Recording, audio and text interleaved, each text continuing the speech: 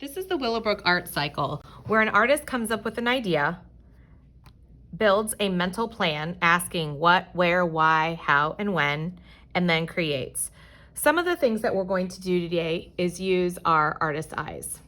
What do artist's eyes do? Well, they look for things like lines, shapes, colors, textures, and we're going to fill in the whole space. So your assignment today is going to be create an abstract animal. A variety of images at your table.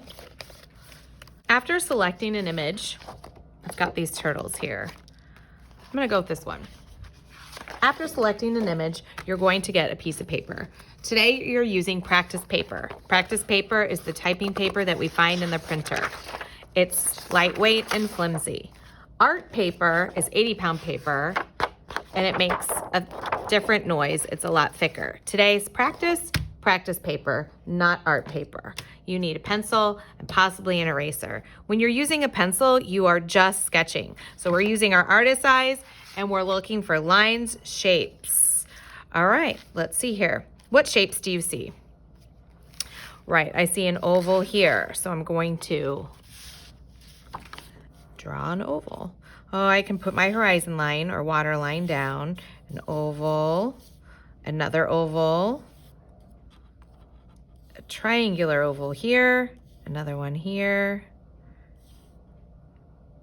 and a shape here. So I have all that lightly sketched on my paper. I'm done with my pencil. The rest is going to be done with crayon. Since this is abstract, that means there's no rules.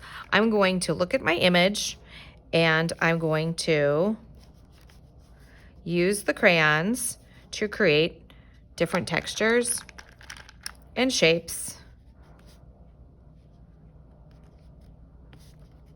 And it doesn't have to look exactly like the image. I am just playing with crayons and colors. And I will be filling in with textures and patterns.